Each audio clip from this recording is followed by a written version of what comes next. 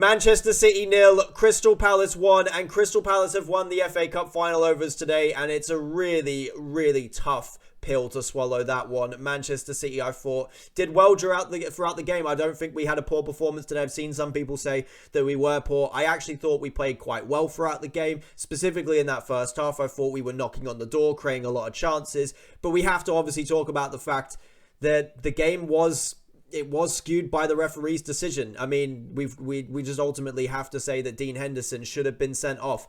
An absolutely scandalous decision from VAR today. Dean Henderson comes out of his area from a ball that was put over the top, a dangerous through ball for Erling Haaland. Dean Henderson misjudges it. He then realizes he has to get a hand on it to take it away from Erling Haaland. He gets a hand on it. However, crucially, he gets a hand out on it outside of the box. He pushes it away from Erling Haaland, which means that Erling Haaland cannot get on the end of it, and it means that obviously Crystal Palace escape a goal-scoring opportunity, a major goal-scoring opportunity, in which the referees did absolutely nothing about. VAR looked at it for about 2 or 3 minutes. It should have been a decision that took about, I don't know, a couple of looks to realise that, unfortunately for Dean Henderson and Crystal Palace, he has made the mistake. He has put his hand on the ball outside of the box. He has denied a goal-scoring opportunity, and therefore he had to be sent off. It's just a matter of fact, and he was not sent off. The VAR completely bottled it. They did nothing about it after looking at it for about 3 minutes, and it's a disgraceful decision that has cost us the FA Cup final today. However, I don't just want to make it about the decision today. I'm not one of those fans that will just scream about a decision. I do want to talk about the game itself. Crystal Palace were phenomenal today. The way that they defended so deep, defended their area, their back three was so good at the back. Dean Henderson making some really big saves, even though he shouldn't have been on the pitch. And overall, they worked so hard, Crystal Palace, and they deserved the win. I can't say that Crystal Palace didn't deserve it. I'm frustrated, obviously, at the decision that was made and how we probably should have got more out of the game. However, you can't argue the fact that Crystal Palace were well worth the result today that they got. And from a Manchester City perspective, very, very frustrating. That first half, I thought we were on the front foot. We played really well. In the first 15 minutes of the game, we were absolutely dominant. Crystal Palace could not get a kick, and we were creating chances. We were looking dangerous, and I think there was a moment as well, the commentators were saying, Crystal Palace cannot go on like this. They cannot go on sustaining this amount of pressure from Manchester City because they will concede. And Crystal Palace, then at that point, about 15-20 minutes, I don't remember exactly when the goal was, they hit us on the counter-attack. The first time they really got outside their half. Daniel Munoz makes a really good run into the space down the right-hand side. He then puts in a really good cross into the box. Eberechi Eze then gets on the end of it. It's poor defending from Akanji to let Eze get away from him so easily, and it's a superb finish from Eze. Take nothing away from the finish into the far corner, first time. A really, really good finish, and that puts Crystal Palace 1-0 up in the game. And then obviously after that, Manchester City continue to knock at the door after that, and then the incident happens where Dean Henderson handballs the ball outside of the box. It isn't given as a red card. A really, really poor decision. I've obviously talked about it at the beginning of the video, so I'm not going to go on too much about it, but just really, really poor from the referees. And then after that, Manchester City, we win a penalty. It's a really good run from Bernardo Silva down the right-hand side, and Mitchell dives into a challenge. He shouldn't dive into it. It's a poor challenge from Mitchell. I've seen some people say it's not a penalty. I really don't agree with that. Mitchell barely gets a touch on the ball. He gets, I think his toe just scrapes the ball, but he takes out Bernardo Silva as well. For me, it's a clear as day penalty. The most shocking thing from the whole penalty situation for me is the fact that Erling Haaland gave up the opportunity to take a penalty in a cup final to level us the game. He gives it to Omar Marmoush. Now, I don't know, obviously, if this is something that was pre-planned before the game. I don't know if Pep Guardiola told Erling Haaland that he had to give the penalty to Omar Marmoush. I don't know if Erling Haaland was just feeling generous, if he's low on confidence. Whatever the situation is, it's quite frankly bizarre that Erling Haaland would then give the penalty to Omar Marmoush. Marmoush doesn't take a terrible penalty, but it's a really good save from Henderson, and that is a massive, massive moment in the game because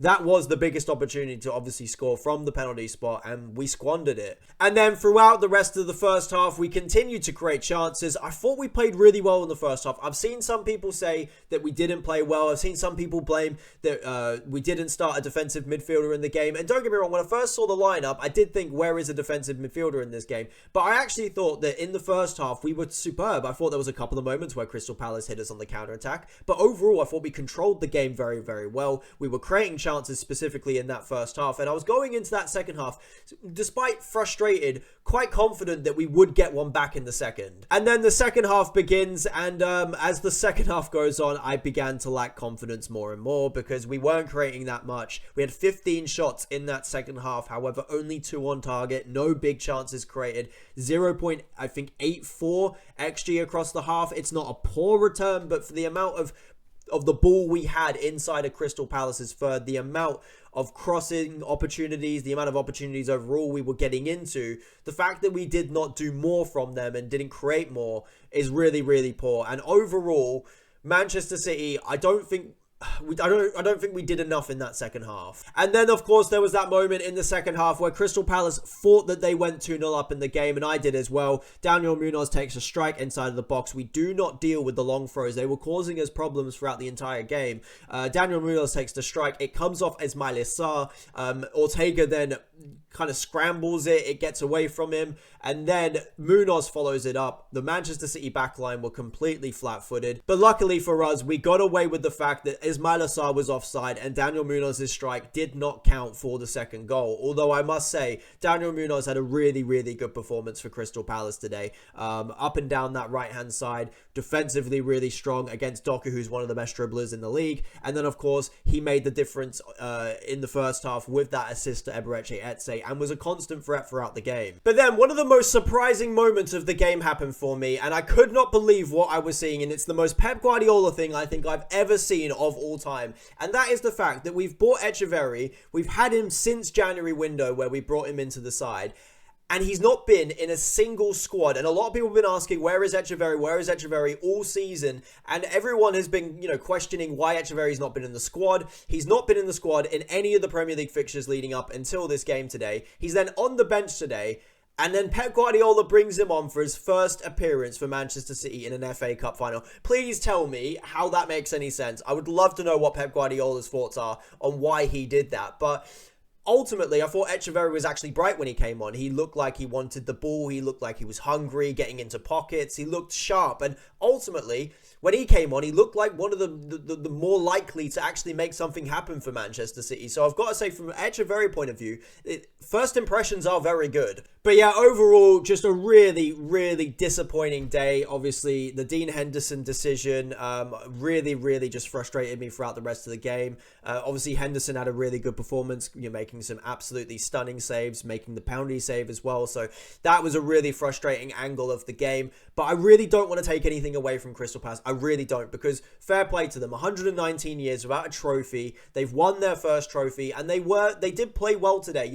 It's not their fault that the referees made a bad call today. For what they had to do in the game today, I do think the Manchester City dominated large parts of the game, and we probably were overall the better team. But I've got to say fair play Crystal Palace, because they did a really, really good job in the game defending their box. Their centre halves were really good. Their goalkeeper was outstanding. Defended as a unit really, really well. And I can't take anything away from them. They deserve to go and get their first trophy in the club's history today. And as gutting as it is from my perspective, and as much as I'm frustrated at the decision that was made throughout the game, fair play to Crystal Palace. I want to make sure I reiterate that. We're going to move on to the player ratings for the cup final. I feel like I've said all of my thoughts on the game so far. So we're going to move into the goalkeeper, Ortega. I'm going to give him a 5. I thought he didn't really do much throughout the game. Didn't really have much to do. Crystal Palace only, threatened us on a few occasions. Only had a couple of shots. And whenever Ortega was, called into action, I thought he didn't really impress me that much. Specifically the shot that rebounded off Ismaila Sarr. I know obviously it rebounds and he sees it late, and I do have a little bit of sympathy for him from that perspective, but I thought it was quite poor the way he reacted to it. I might just be a little bit unfair on him, but I did think it was poor, so I'm going to give him a 5.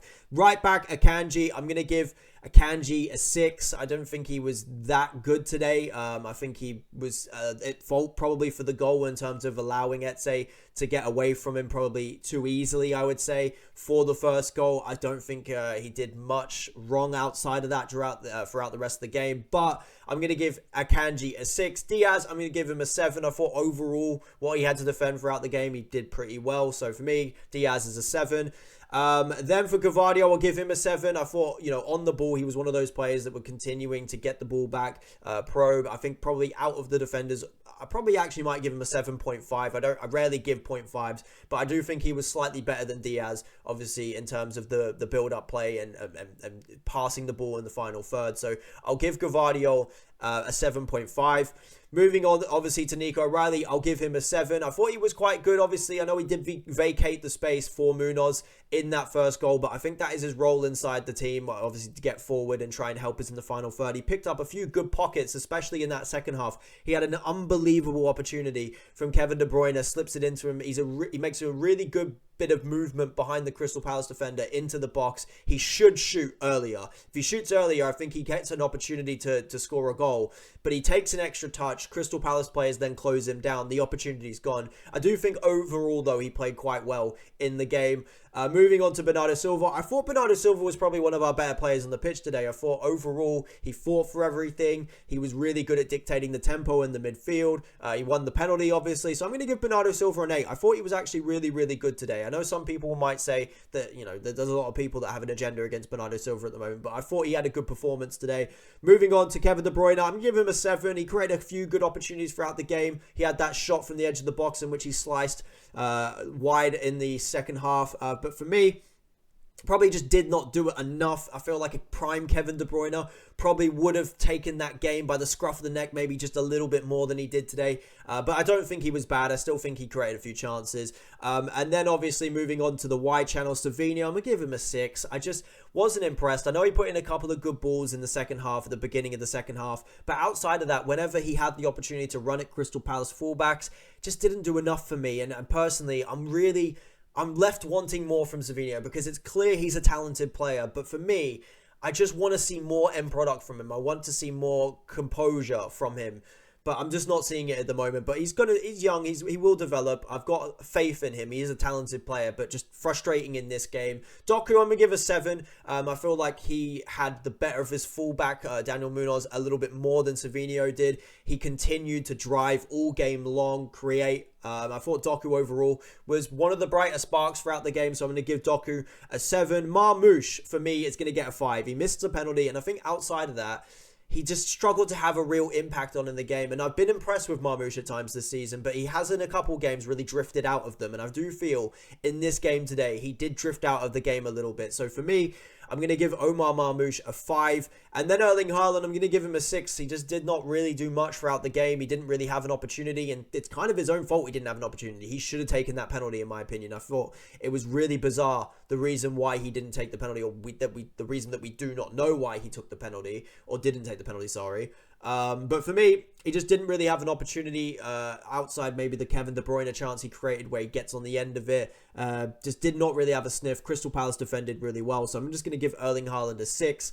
Moving on to the substitutes, Gundogan, Foden, I'm going to give them a 6. I just thought that they didn't really do that much when they came on. And then Echeverri, I'm going to give him a 7. I felt like, as I said before, when he came on, he was busy. He tried to make things happen. He dropped into pockets. He was running at people. He was getting shots off. He was doing stuff, and he looked lively. So for me, I'm going to give him a 7. At least he tried to make an impact off the bench. And overall, that's it from the FA Cup final. Those are my player ratings.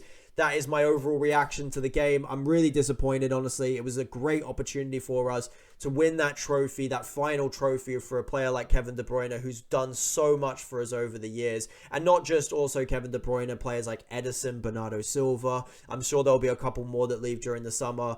It was a really, really good opportunity to go and win that trophy, end the season kind of on a high with a trophy. We did not do it. It's really frustrating. I don't think we played that poorly, but overall, Crystal Palace, you've just got to say fair play. I'm frustrated by the decision, but fair play to Crystal Palace.